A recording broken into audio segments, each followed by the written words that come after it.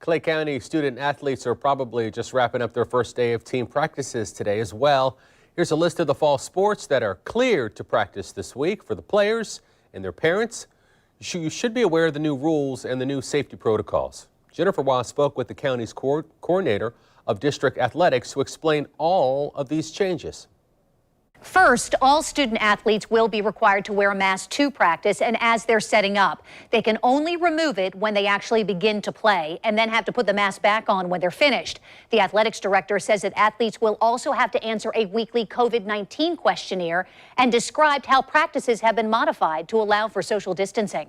For example, during a drill, like if you're waiting for a drill, instead of being right next to your teammate, they keep that 6 feet of distance and just coordinating things like that where there's less mass groups. For instance, for football, instead of the whole team doing an activity, you might just have the offense or just have the defense to keep that space. John Scromolo describes it as the arm's length rule at practice. Would you explain the cleaning measures in the locker room and with anything that the student athletes touch, not just football, obviously the other sports as well?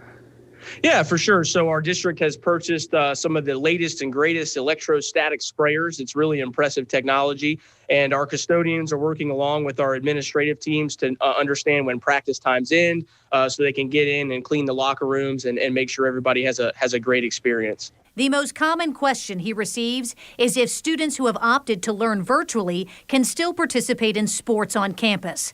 The answer? Absolutely. Is there something that they need to do to make sure that do they just show up at practice or do they have to actually explain to someone and let them know that they'll be there?